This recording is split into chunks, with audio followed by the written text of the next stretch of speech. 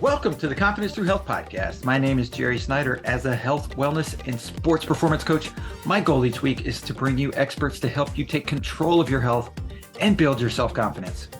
Thanks for including me today on your journey to better health.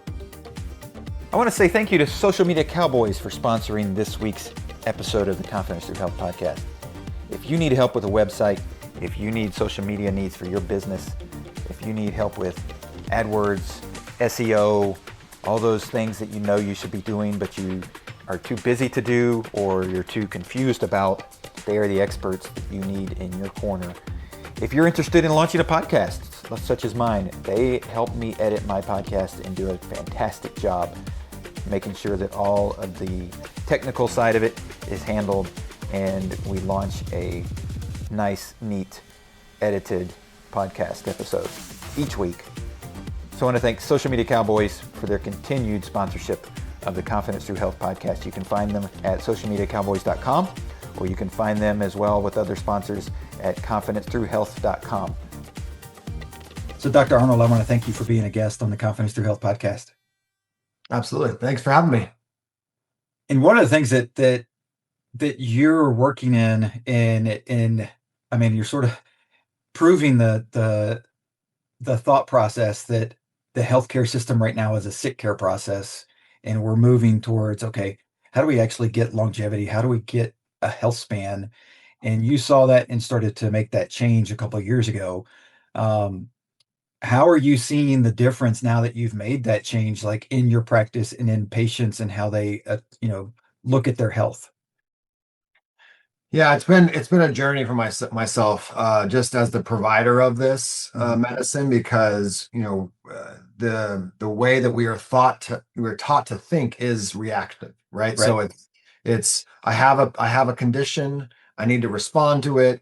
Otherwise, if I'm good, I don't need to see a doctor. So now there was it's like the doctor is for the assessment of a disease condition. So that's kind of, you've heard of it being called the sick care system or disease care system, right? It's not health care, it's disease care. And that's not to be, I know sometimes that gets very contentious and I try really hard to keep politics out of medicine, because it's just descriptive, right? If I teach you, and this is kind of where I get a little frustrated with our providers and our system, is that people are doing what we've taught them to do. I teach you, we call it the chief complaint, right? Like, what brings you to the doctor? And we're taught to write the chief complaint on your subjective assessment for when you come into to see the physician.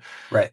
So now you are doing, you being society is doing what we've taught society to do, which was to say, what condition do I have that I want to fix? What symptom do I have? And so what I've seen in my practice is that by teaching my patients, by moving the needle upstream, we can have them start to ask different questions. And so I get really excited because all of a sudden I see someone able to start realizing they can thrive, right? They can exist in a way that they're like, I didn't think I could feel this good. I didn't know I could function this well. And that to me is a game-changing experience because it really moves the definition of what health is, right? Because and you can get down the rabbit hole here about, are we talking about, is health the absence of disease? Is it the management of disease? Is it the presence of some functional status? I mean, it gets really a little philosophical, but it's important because you can have people that manage,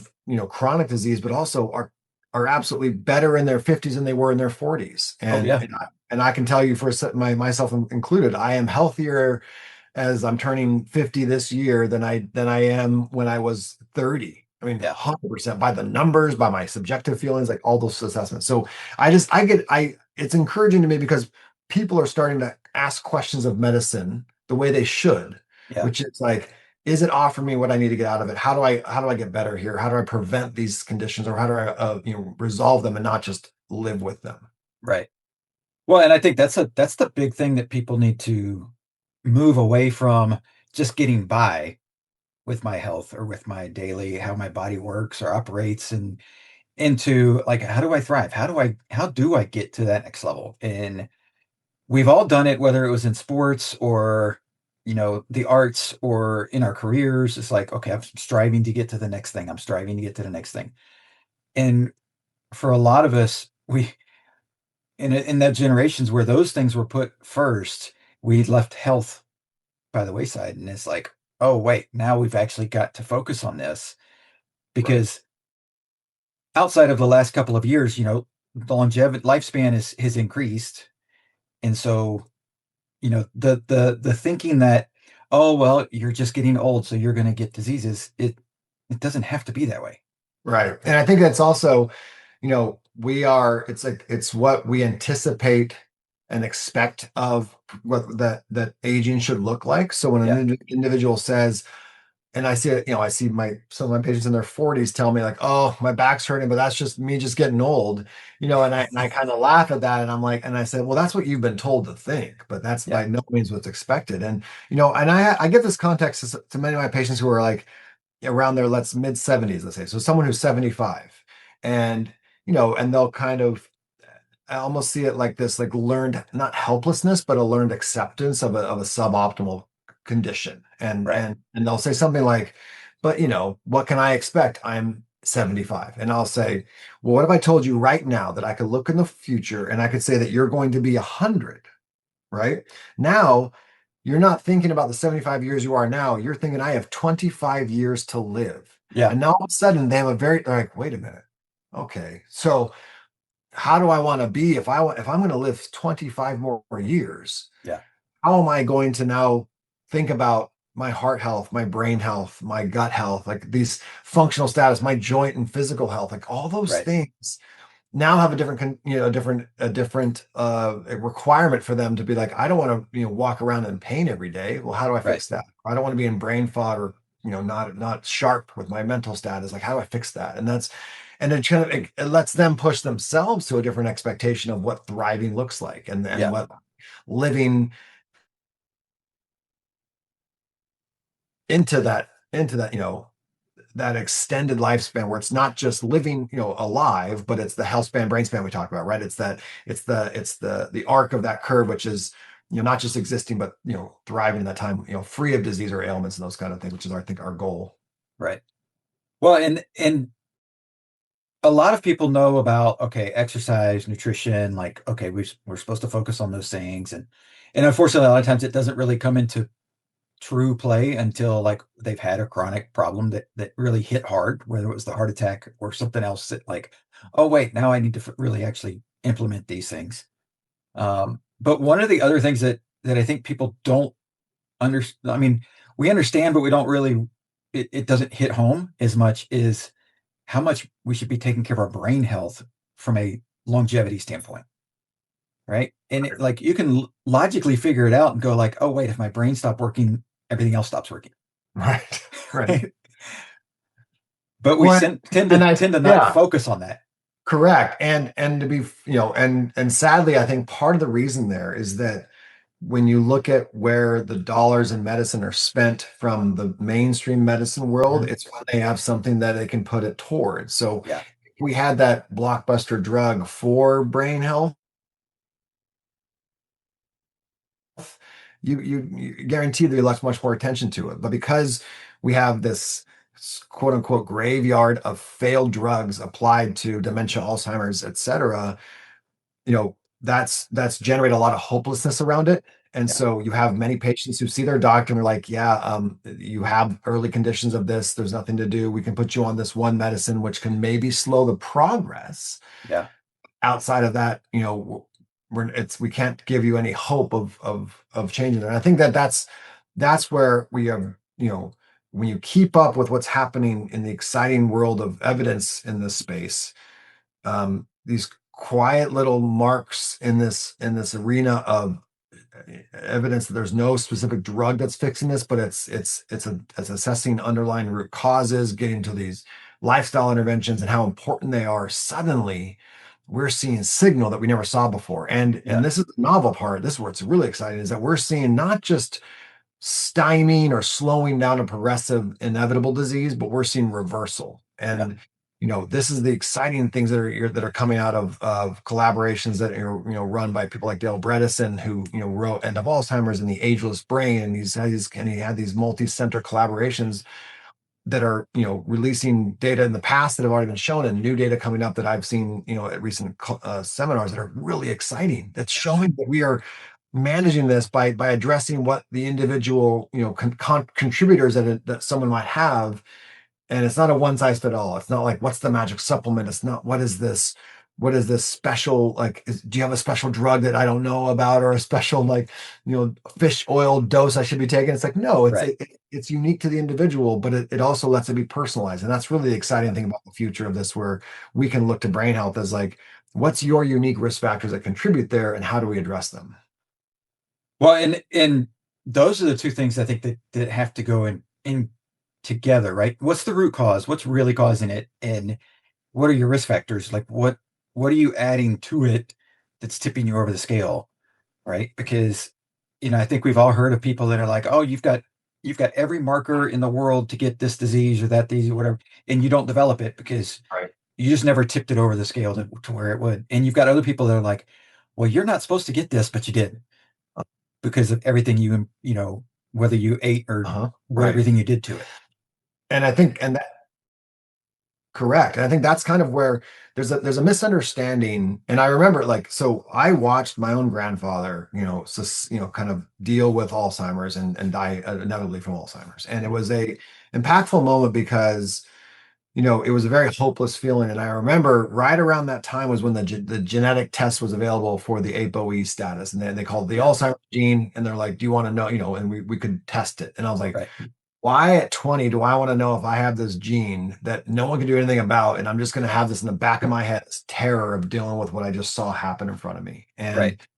And, what's so encouraging now is that, to your point on, like, individuals that get something they shouldn't have gotten, quote unquote, because of their genes, or they had the gene, they didn't get it. It's like, well, were you just lucky, or did you find a way through your lifestyle modifications to avoid that thing you were predisposed to? And I think Yeah. it's kind of where we have to move from a deterministic mindset,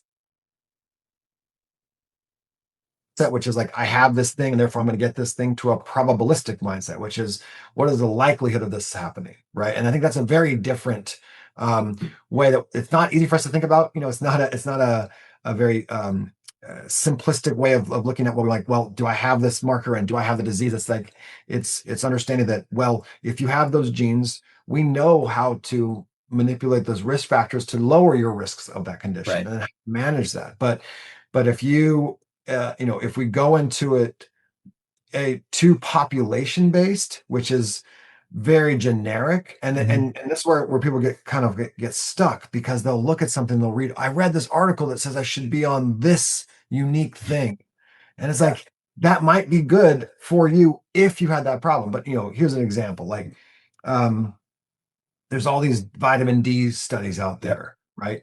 That those of us that advocate for it and take it and adhere to it know there's value there, Yep. but studies don't always show that. And so the question is it why? Was it poor choice, poor design, poor more, maybe not the right dose?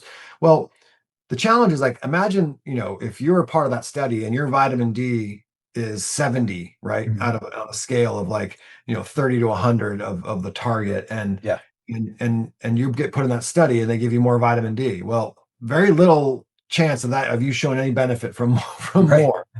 You've already been optimized. That's Yeah. not your burden to bear. Right. You got put into a study based on just like, oh, you were willing to do it. Versus if we put people that were low in vitamin D, and that's the only people that got into the study, and then we verified that it went up with therapy, did that increase value translate to an improvement? Then you can ask that question and be more specific there, right? So Right.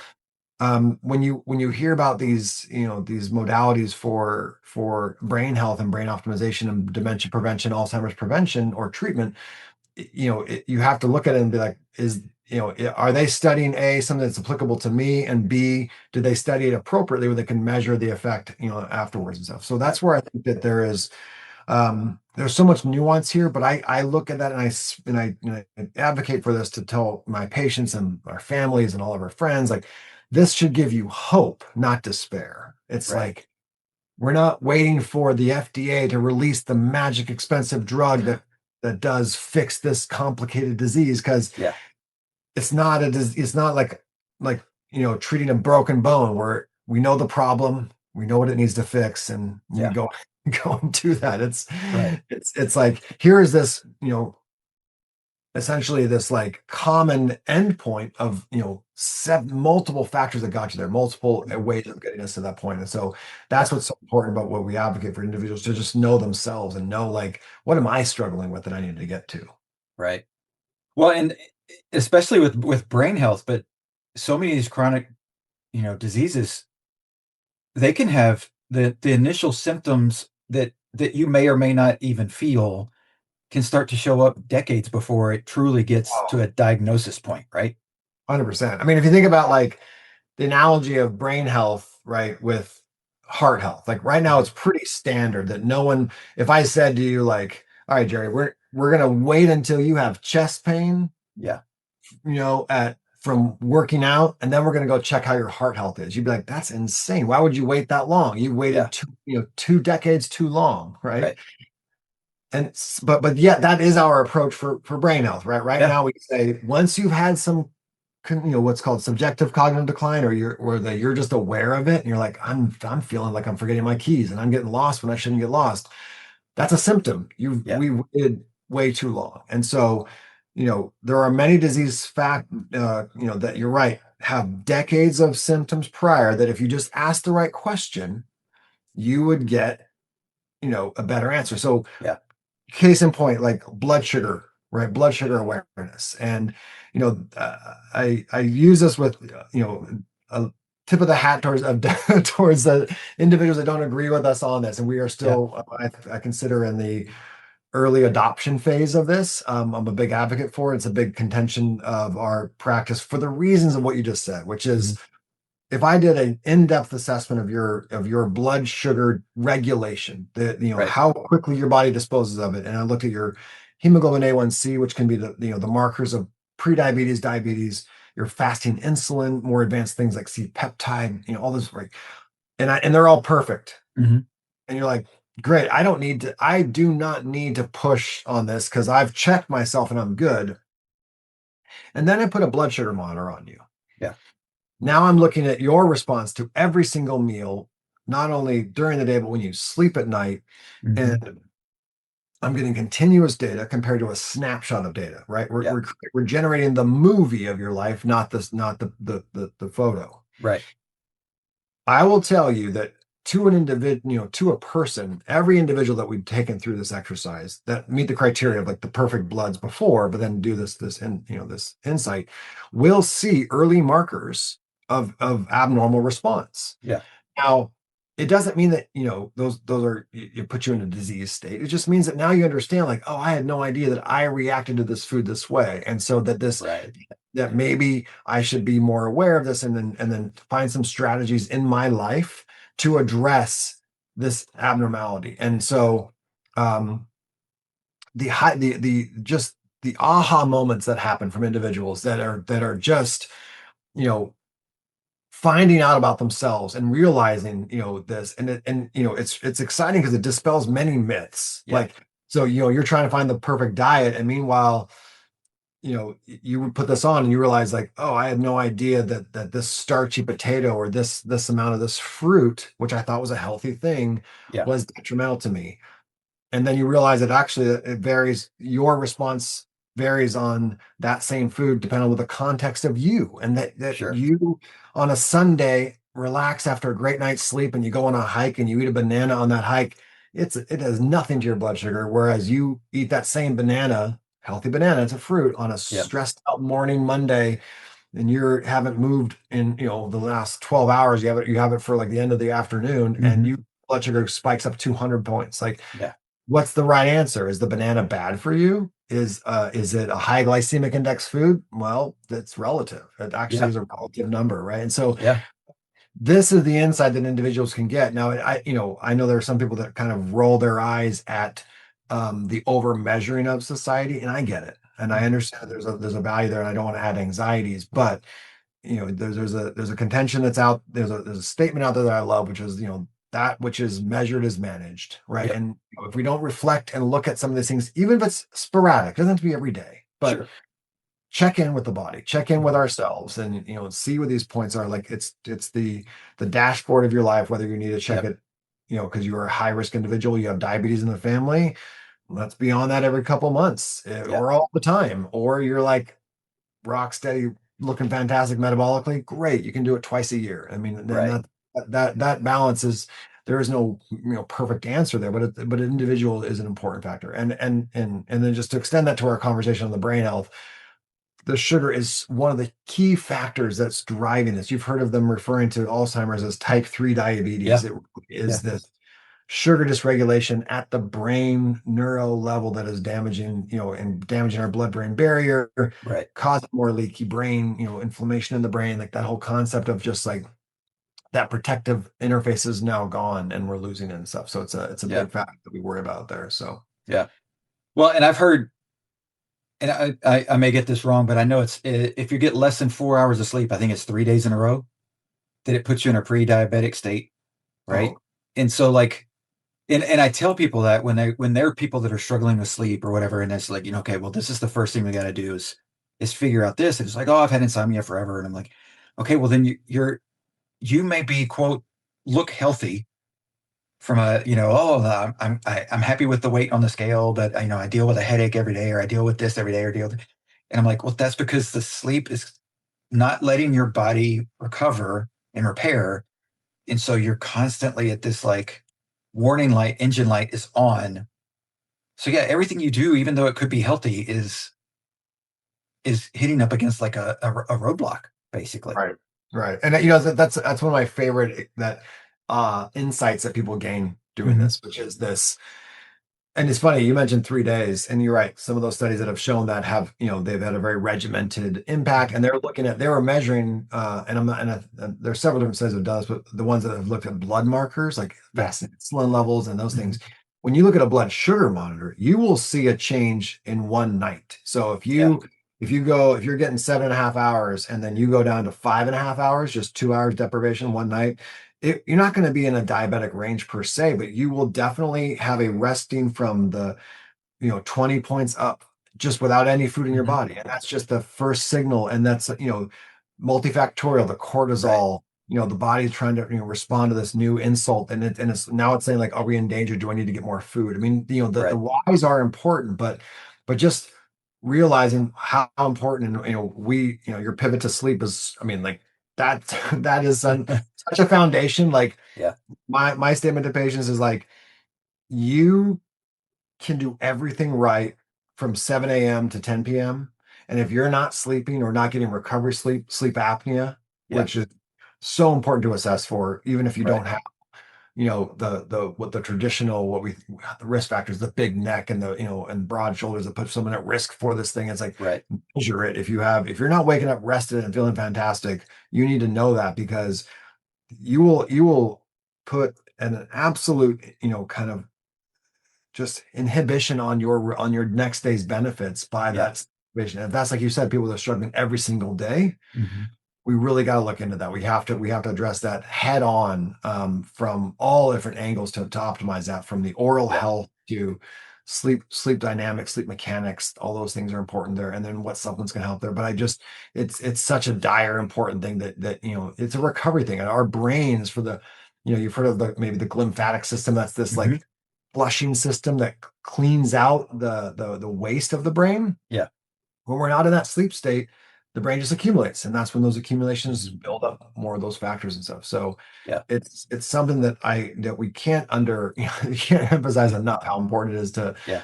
to optimize that. And if it's a parent, if it's a problem for you, then yeah, then let's go down the route of creating that health, right? Right. Of addressing that before you're, you know, down a path of just of drastic impairment that's affecting most Right. of your other sleep, other health episodes and stuff. So Right. And so that really is like, if you've got not the acute issue, right? Of like, okay, well, I think I'm getting strep throat, or I think I'm, the acute things that you're going to the doctor for. But if you're going and you're like, I just can't seem to feel right. I just can't, and I've got these symptoms and those symptoms. And if the doctor's not saying, how's your sleep? Like that should be a red flag, right? mhm, absolutely. Like that should be the first thing because of what you just said, like that sleep allows us to have that moment of cleaning out, repair, and getting one good night's sleep in a week is not going to fix everything. Right. And I mean, I think it's, and it's the discomfort of that awareness that some people feel so um like hopeless around that because they're so used to an impaired sleep. Mhm. But many like, and this was myself included, when I first came out of training and what medical school gives us, it's, we don't feel empowered to be comfortable with what to do about that. So sometimes Yeah. they're not asking about it because they haven't been taught to look at those connections or know what to do with the information. And Right. I think that's okay for individuals to know that it's not their skill set, but for the patient to know that they need to advocate for themselves and find someone who is comfortable to assess it so that and I think part of that is the education, kind of like moments like these where we can have Mhm. individuals start to connect. Oh, I didn't know that that impacted my metabolic health, my brain health, my heart health, my Right. blood pressure. Like all those things can be impacted by just one sleep deprivation, much less a line of them or a lifetime of them. But Right. it's okay to not have your primary doctor be able to one to be able to do that. Just Mhm. find someone who can do that. And it is a team-based approach. I have a partner that I refer patients over to who's that what we call a functional dentist, and she Mhm. does the dental things, but also looks at the oral health, the oral microbiome, and looks at the structure of the mouth because there might be something that is putting someone at risk that no amount of magnesium and melatonin and sleep aids are going to fix a Right. structural issue. So you Yeah. you need a team-based approach on that, but to ignore it or just think that you're going to medicate through it is too broad of an approach. That I'd rather have Mhm. an individual like work with someone who's comfortable in that space Right. and get to the bottom line. And it's not on that note, just a quick little deep dive there, but technology has gotten amazing, and Mhm. FDA has even approved these home devices. So when people think about Yeah. like, and if someone says right now, like, I don't want to know that because I know I snore, I know I have sleep apnea, I'm not going to wear a mask, I'm out, right? Yeah. My encouragement is no, don't give up. Like there are oral appliances that you can just put in your Mhm. mouth, a bite block, a change in a Yeah. mandibular location, and something to adjust that for you. Um, Positioning of the bed. There are things that there are other avenues there, but just to Right. understand where you are, you also don't have to go into a sleep lab now. These devices you can wear at home. They give Mhm. you several nights in a row in your own bed, right? Not Yeah. in like, I mean, listen, a sleep lab is sometimes necessary. I'm not going to discount it, but Sure. it's more like I get more people that are compliant with getting testing done because they do it at home, Yeah. and also I like the fact that I'm getting several nights in a row, Mhm. right? And then we can do an intervention, a mouth, an oral appliance like a mouth device, or even try out CPAP, see what it feels like. Don't have to commit to it, but Right. see what that does and remeasure again. Test and retest, see if we're getting those goals, and then see how they feel. They're like, oh my gosh, I see what good night's sleep feels like. And then we can work to get you off of that device. And that's the other thing that medicine does not do. We don't take things off, right? We don't Right. Yep. de-escalate. We're like, sleep, you're on CPAP the rest of your life, and someone's 42, and they're like, oh, I'm going to wear this for Mhm. 60 more years. No, Right. that's not going to work, right? And so that's not a fair ask of them. So then the question becomes then, okay, how do we then transition you from this support device to back into a state of balance of Mhm. homeostasis where your body can do this without support, and that is a Yeah. goal that we should be Well, and that's setting, in any scenarios. But yeah, I mean, but kind of avoiding comfortable thing. We have to face it, face that yeah. dragon, so to speak. Well, and that's one of the things that we do have to go into it thinking is like, okay, well, I'm going to use this as a crutch to get me back to where I don't need it anymore. Right. Right? Is where we should be thinking instead of like, nope, you're on this the rest of your life. And having people like because I remember there was one we had a we had to switch doctors at one point because of insurance and who was accepting and all that stuff and just going in for my normal you know yearly checkup and I'm back with the previous doctor who's one of the best in town and he knows me very well he's like, dude, you're like the healthiest guy in town. I'm not worried about you. But we always want to come in and check and just make sure the baseline doesn't change, right? But when I had switched to the other one, the nurse comes in and does all this, checking and da da da da and everything. And I'll never forget this because she was like, okay, history of high cholesterol in your family. I was like, yeah, well, my dad's got it. And she was like, oh, okay, so that means you're going to get it. And I was like, what? Right.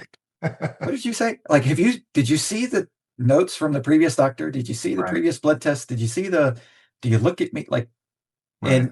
and she was just like, nope, doesn't matter. You're going to get it. And I was like, so I Wow. waited. The doctor comes in and I was like, can I ask you a question? It's like, can you look at my cholesterol? Do you see an issue? And he looked at it and he was like, dude, I wish this is like the best numbers I've ever seen. Yeah. And I was like, okay. I was like, you may want to talk to your nurse about that. Right. I was like, now granted, sure, does my dad having it mean that I've got a higher risk factor maybe of Sure. developing it if I don't do the right things? Yeah. Sure. But if I do the right things, then there's very little chance that it's going to happen. And to your point, I mean, if you might be, because of that genetic family connection, you might be more predisposed and get away with quote unquote less. So, Yeah. you know, you and your partner, like she doesn't, she isn't as adherent to a great diet as you are, and has perfect numbers. And you're like, if I do that 2 days in a row, my blood pressure's up 20 points. Like, Right. as an example, Yeah. like that's just because you get to know you, Yeah. right? And I think that this is, you mentioned kind of going back to checking back in, right? Mhm. Checking in with your numbers, and like when they see your numbers, they're like, you're good. I only, I have nothing to say to you. There's nothing to do, and I think Yeah. that's that is kind of, again, a mindset in medicine with our current testing regimen, which is Mhm. looking for disease. Right. And so, and so like we don't look at, when I talk about health dashboards and these creation of these different and there'll be more and more coming up, Mhm. and better and better. But if you think about your car dashboard, you don't look at the gas gauge when it's empty, Right. right? You don't check in there like, I look and yep, it's empty, I need to get gas. You check throughout your Mhm. drives because hey, I'm at a half tank. Good to know. I don't need to do anything about it right now, but I know where I'm at and I know what to expect and I know when I need to think about gas. Right. Similarly, when you buy a house and you get home inspection, you don't want him to come in and say like, nothing wrong with this house, nothing to think Mhm. about. You want him to say, okay, you've got a 20, you have a 5 year left on a 20-year roof. Right. So you're fine right now. There's no leaks, Yeah. but you're buying this house knowing that you're putting a roof on it in 3 years. Yeah. And that's not how we think of medicine or testing today. Like, you know, the doctors will be like, well, I'm like, what test do you need? And like, I remember this when I was first leaving the mainstream, Mhm. mindset as well as physical Yeah. later. I remember going in and saying, I wanted to get some blood tests. And like, for what? Like, what are we targeting? And then they were asking like what symptom we were addressing to go look after. Because this is a fair question. Like, Sure. you're having abdominal pain, we're thinking about abdominal labs and GI labs and stuff. Right. Well, Right. when you're thinking about an optimization longevity space, it's a different way of asking a question. Yeah. And if you don't, which at the time I wasn't, if you weren't trained in that, you don't even know what to ask. Like, you don't even know Mhm. what tests are longevity based assessments. And Right. so this is where that understanding on, like, if we know your sleep's suboptimal, it's not horrible. It might not be a problem right now, but it will be, and it will Yeah. contribute at some point. And so it's better to know that now when things are much easier to fix than like full blown disease states that are Yeah. now, so hard to unwind to get Mhm. us to that point and stuff. Yeah. And I think that's also what I find is very encouraging, because then someone can be like, oh, well, all I have to do is this to fix this number, and then I'll prevent that disease. Like, fantastic. I think Yeah. it's what a better place to be. Yeah. Well, it's changing the oil before you have to replace the engine, right? Like if you don't change the oil, you're going to have to replace the engine at some point. Correct. Yeah, You know? exactly. And it's just funny how we're okay with that analogy and applying that to other parts of our life, but for some reason in the medicine space, we don't do that. And I think that, you know, when some, like, one of the things that we, if in the space of functional integrative medicine, one of the different ways that they act, that we act, is that we ask the why, right? Yeah. Like, We don't always get to why. Let's be frank. That's not a perfect world. We can't. It's not like there's just like special tests we can run to get those answers. Yeah. But if your blood pressure is elevated or your cholesterol is elevated, we're like, well, let's ask the why. And sometimes that why, to your point, is genetic. There are genetic conditions that no matter how perfect you eat, that Yeah. familial hypercholesterolemia has the genetic drivers that this poor individual, no perfect diet fixes that for them, right? Yeah. Unfortunately. But the whys are a better way to think about it, because then that allows us to put in the context these interventions like a blood pressure medicine or a CPAP or whatnot towards a crutch, not a destination. And that's kind of Yeah. where medicine is, as you mentioned, like when you're like, oh, here's your pill, and that's the rest of our lives. That mentality is what we have to think differently about, and be like, Yeah. okay, if my blood pressure is going up and my waist went a little bit bigger, and like I'm buying new pant sizes, and my blood sugar was a little bit off. It used to be 80 when I was at rest. Now it was 90. And then this last blood sugar was 99. Mhm. Like, that's a trend towards Yeah. disease. We don't, just because you're not a diabetic by those numbers doesn't mean that you don't pay a egregious amount of attention there and figure out the whys Yeah. and figure out how do I reverse that to get myself to a space of functionality and get myself more in balance. And Right. those are important factors that I think that just don't get asked. And so, and I tell patients, like, sometimes we're in consultation for an individual, sometimes we're their only doctor. Mhm. But if they have another doctor taking care of them, which is not uncommon, I'll just say, look, if they're putting you on a new medication, ask them. And this is the advocacy that I want people to do. Just be transparent. Like, do you anticipate coming off this medicine? And if so, how do I do that? And what's my expectation for the future of this? Because Yeah. if we are limiting ourselves to just accepting that this is this medicine for the rest of my life, and put on like a cape, like, okay, I now have this thing forever, Yeah. then you don't even think to ask the question, and you're accepting it, and you're okay with that new label for yourself. And it's almost like this state of like, that's when people kind of own that, like, that's what getting old is. I got to Yep. be on blood pressure medicine, I got to be on a cholesterol medicine, I got to be on a blood sugar medicine. It's like, not necessarily. And I think that's Yeah. where I push individuals, like, let's dive in deeper, and let's look at what else we're dealing with. Yeah. Well, and I love, and to go back a little bit to what you said earlier, when people get their blood tests, especially if, like, okay, I feel something's wrong, I'm not the same person I was 6 months ago or a year ago, right? Like, things have just, and that could easily happen because of situational things, emotional things, all the things that tie up together, right?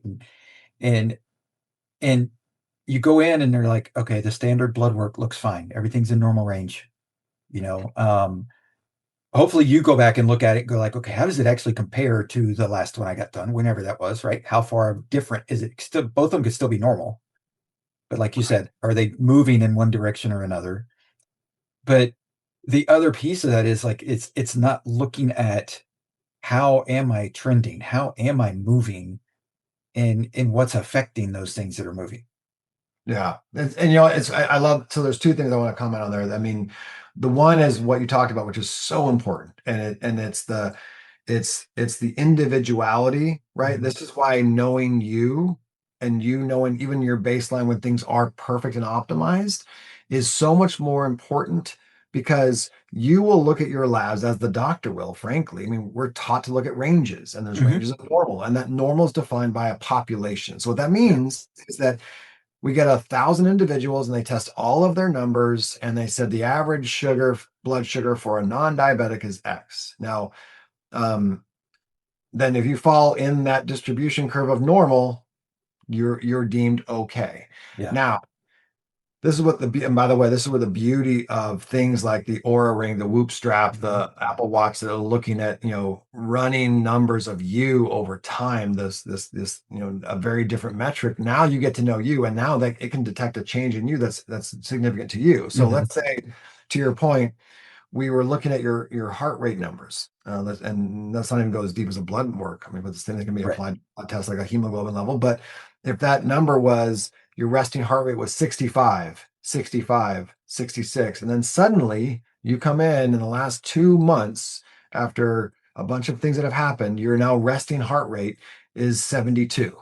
Now, clinically, no one will say there's anything wrong with that. You're still below, way below a concerning, resting. But Right. you've jumped up significantly from you. Yeah.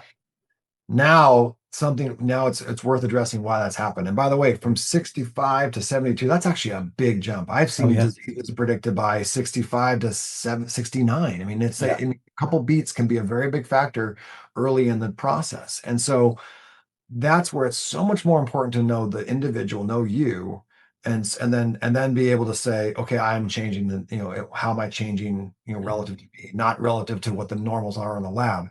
Yeah. And the sad reality there is like some of these lab tests are even the normals that you're seeing, out there from different labs. A, they don't agree with each other, which should tell you something. Yeah. B, they're changing as our population gets Hmm. sicker. So now they're reflecting a good example. This is the blood. If you've heard of your liver function test, right? Hmm. AST, ALT, alkaline phosphatase. The averages there have moved up Wow. because society has gotten sicker. So Yeah. now we're accepting normal liver function exams that are not at all normal. Yeah. But for 20 years ago, they would have been abnormal. Now they're Hmm. fine, Now they're right? fine. Yeah. So that should not give anyone solace. Be like, oh, this is fantastic. I'm still normal for unhealthy people. Yeah. That's not the goal. Yeah. But then the other thing I want to comment on, to your point on the labs being normal, all the time we see this Hmm. very, very commonly. And even when we have an advanced set of blood tests that are more than our typical, than your insurance will cover, more than Hmm. your typical, like mainstream insurance-based program will be able to order. Yeah. But even when those are normal, right? Vitamin levels, inflammation levels, nutrient levels, metabolic levels, all those are okay. We might not be asking the right questions or testing the right areas. And Hmm. so we traditionally talk about, other inflammatory markers or digestive or gut health things. Yeah. Very commonly a root cause of problem and an area to address that the blood work can be pristine, like perfect, even for like the optimal ranges, but you've got a very, very inflamed, irritated, reactive digestive system. Yeah. And when we see that, that explains a lot of those symptoms, and then it also explains as they get better why the other symptoms go away. And so we then know that tracking the blood in there is not necessarily the biggest Mhm. our biggest target, and that's not going to Yeah. be where we're going to have the most um signal of improvement when we're Right. targeting our goals there. Right. Well, and correct me if I'm wrong, but if to go back to like vitamin D, right? Somebody Mhm. hears like, oh, vitamin D is important. And so they start supplementing vitamin D. And then they go in and get a blood test because they're curious. They're like, okay, what's my vitamin D level? And they test the blood and it's at the high range of normal because they've been supplementing, right? So they're like, okay, I feel great. I'm great. But then they start showing signs of things that are happening because vitamin D's low, because it's in the blood, but it's not getting into where it needs to work. Does that make sense? Is that Yeah. something that, I mean, that can literally happen, right? Like I'm doing everything right, but something else that you don't even know about is blocking Mhm. what you're doing from working. Absolutely. I mean, and it's, going back to the gut as an example there, you could be eating the perfect nutrient Mhm. balanced food and not absorbing it. Yeah. Why would you not absorb it? Well, the assumption is like, we have this kind of assumption of perfect absorption. Like I ate it, Mhm. therefore I got it. Yeah. And if you have those kind of inflammation conditions in the gut, in the digestion, or this absence of the right digestive enzyme. So like if you're eating in a stressed state, for Mhm. example, it's a great we see this very commonly. And think about when I say a stressed state, like I mean the analogy I use is like, I used to take my daughters to sports events, and you're eating on the run, on the go, on the Yeah. car. That's not a relaxed environment. Right. And so your body, when it's stressed, the cortisol adrenaline response is not a digestive signal. That's a signal of Right. like, we are not trying to digest right now. I'm trying to, fight or flight, run Mhm. from the bear, so to speak, right? Yeah. So when that's happening, when you eat, even if you eat the food and your mind is not there, your mind is in a stress state, you're gonna have less digestive enzymes Mhm. released. So now you can't break down that food to release the nutrients. So, many people will get iron deficiency because they can't break down the foods that have iron rich in them, whether they're plant or Right. animal, to absorb that iron. So they're like, but I'm eating a lot of iron. I don't understand. It's like, yeah, but you're eating it with like, you know, like you're running from the bear at that moment, and that's Yeah. going to inhibit that. So Yeah. so to your point, like it's the assumption that what we're doing is working also requires a reassessment, and on some things that's possible, and other things it's not measurable, and some things it's too hard to test some of these factors and stuff. So Yeah. we have to know which ones are testable, which ones are not, but we can definitely get down to mechanistic, like functional status of the digestion, of our sleep, of those other lifestyle things that are impactful for us. Right. And I think that this is understanding those impacts. You bring up the brain and the mind, kind of like the difference of the structure and the function, right? Like the Yep. spirit of us as well. Yeah. Um, they are so intertwined. Like, medicine does a very good job of separating you to think about yourself in systems. Like you go to this doctor for your GI, Yep. this doctor for your metabolic system, endocrinologist, and then you go to your rheumatologist for the autoimmune, and then your orthopedic doctor for your joint health. Meanwhile, your body doesn't know. It doesn't know that you think that way. Your body is Yeah. talking to itself all the time, and it is Right. one system. And so you've heard the brain gut connection, and and that is such an important factor on these connectings of how our body is even perceiving what we're doing and what nutrients we're giving it, and how it perceives that. And so when you think of conditions of going back to the brain again, of like of and of high stress and these inflammation cases that come up, or even viral infections that were at bay. Think of like shingles, right? Yeah. Herpes. These viruses that our body doesn't ever actually get rid of, Yeah. as evidenced by the fact that they've come back up into our system when we are at the most stress and the lower immune system. Right.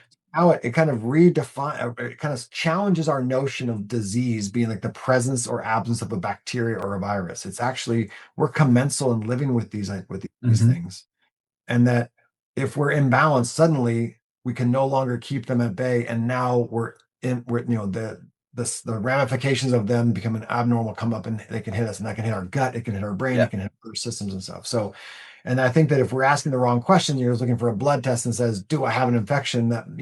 That's an important question, Sure. yes, but it's not the only question in that scenario. Right. Well, and it's, from a bacteria standpoint, like yes, I'm sure it can happen, but it's pretty impractical to live a perfectly antibacterial life, right? And that adds stress beyond stress just to try and do that anyway. And so being able to teach your body to live with those things, right? And the exposures and Mhm. understanding, but at the same time, making sure that your immune system is strong enough to handle it Right. and not dealing with other things.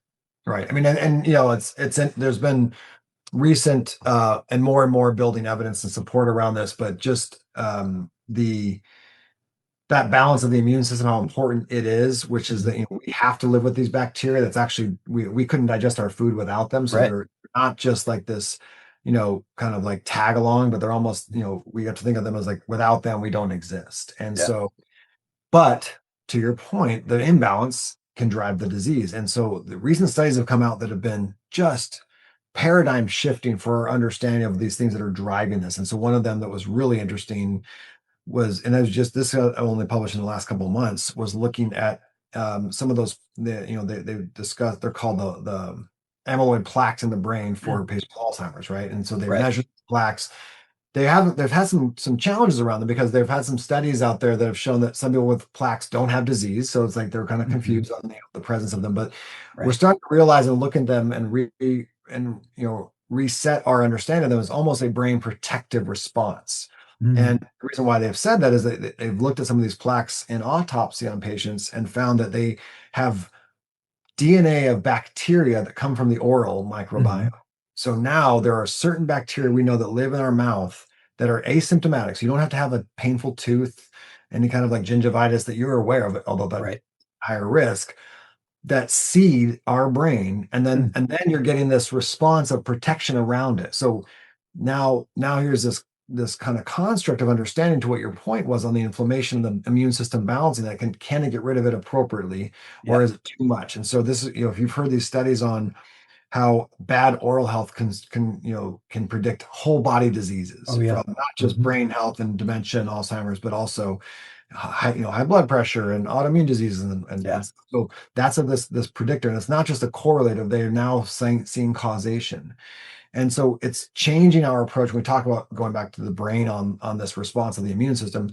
Now, what if those plaques are kind of like a fire engine at a fire, Yeah. right? Now we're targeting the fire engine as opposed to the arson causing the fire. Right. Right. And now you're targeting our body's protective response. Hmm.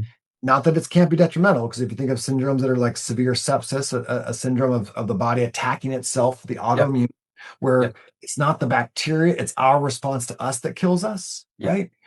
Same thing here. What if it's our body's response that is appropriate at this level, damaging at this level, and the goal is to just stop the damage and Yeah. stop need for the response. Okay, Right. so and then that goes into this, I think one of the unsung heroes of our system-based approach is the immune system, Hmm. because the immune system, when you look at conditions that are like inflammation, everyone's talk about inflammation. Sometimes inflammation is absolutely necessary. Every time you work out, if you don't inflame, you don't adapt and get Right. stronger.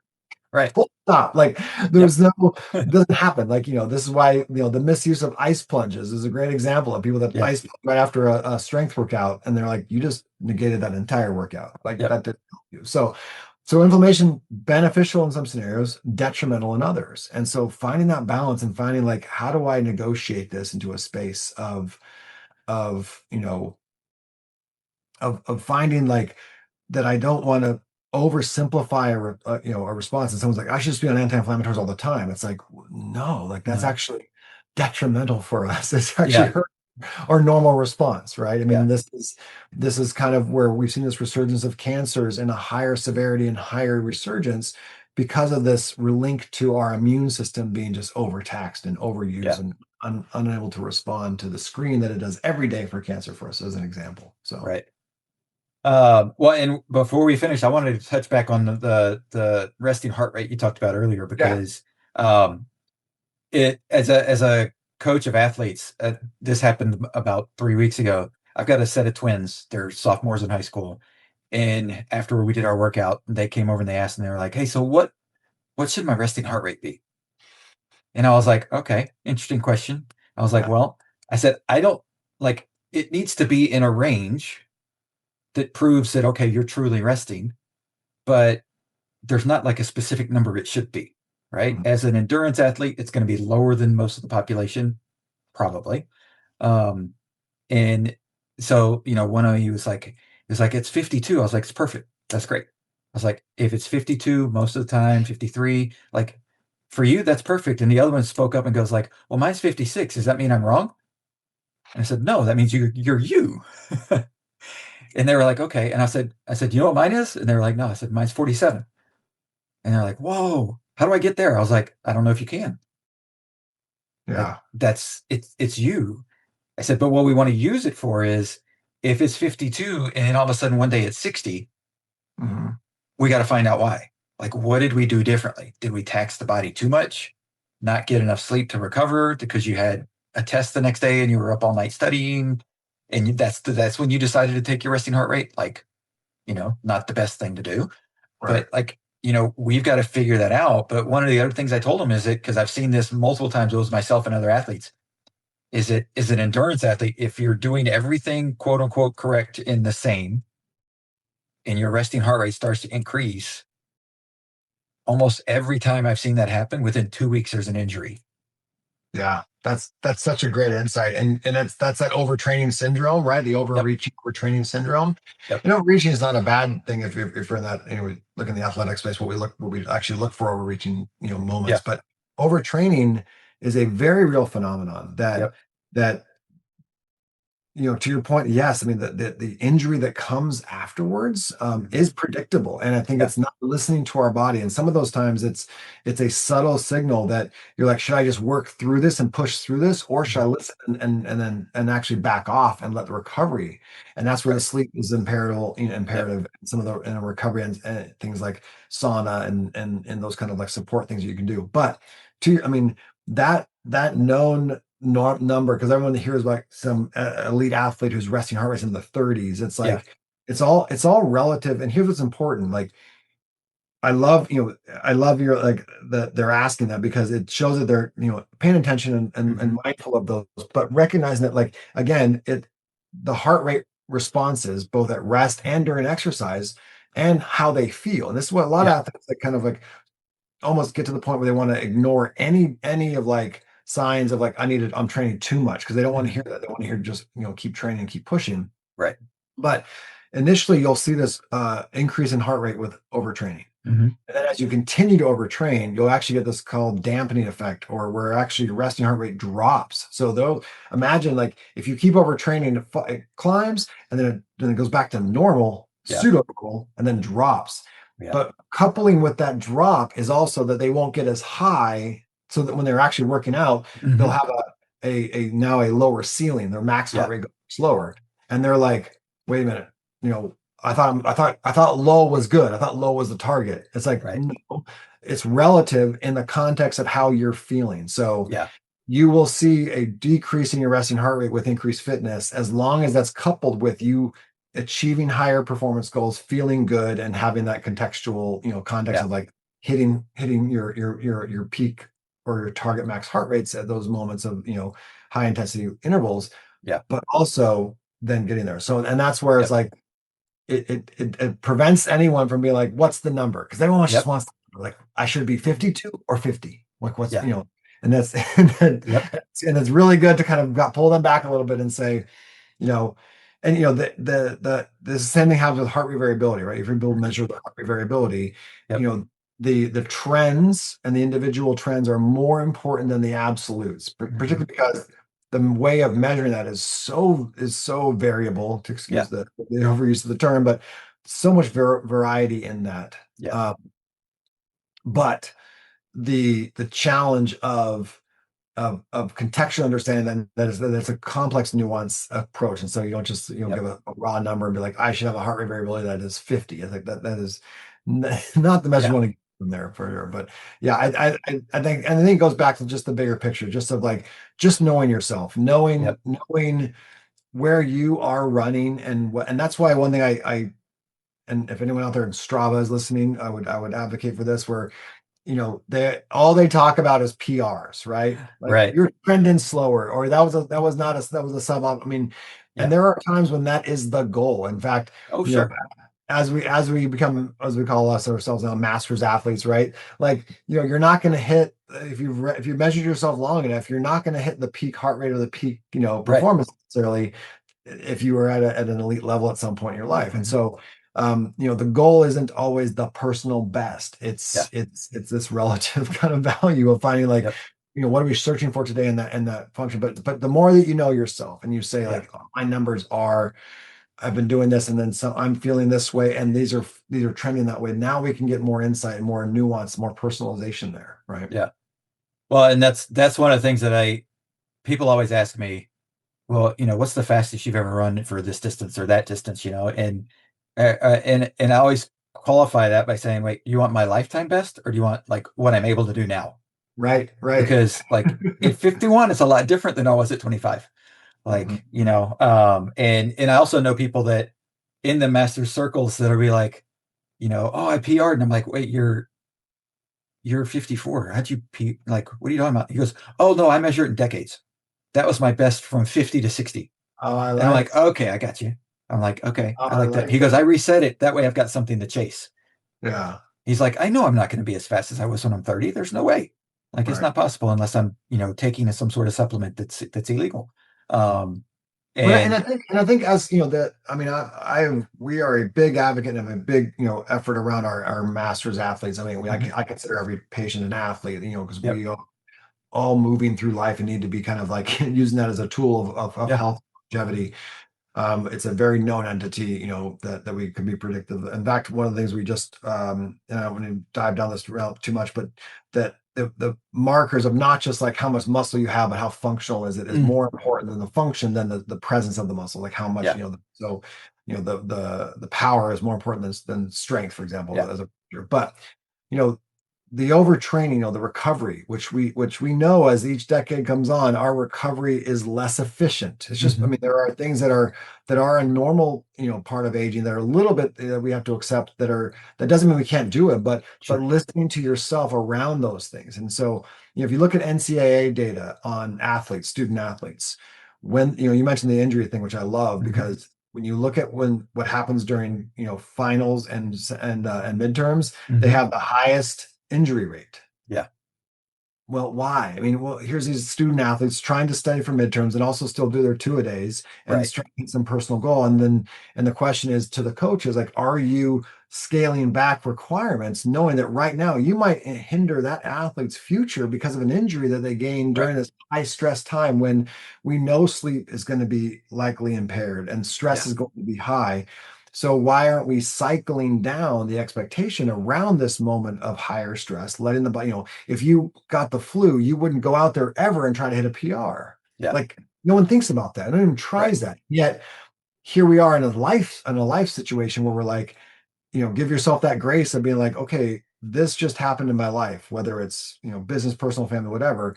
Yeah. Give yourself that grace of like, not requiring that same level of performance you have when things are all hitting on, in all cylinders and stuff. So I think it's that acceptance of ourselves a little bit more and a little more grace around those things, but listening to your body around those recovery moments and being okay with a lower intensity day if you need it, super important. Well, because the goal is that the trajectory continues to improve.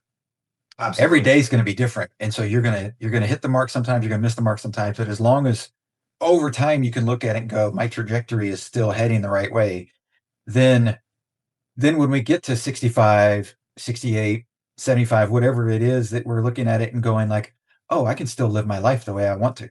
Right. And it's not, oh, I'm stuck because I'm going to doctor's appointments 4 days a week and I need somebody to drive me because I can't really make it myself. And I mean, because that's what most people think of when they think of getting older. Right. And that doesn't have to be where we go.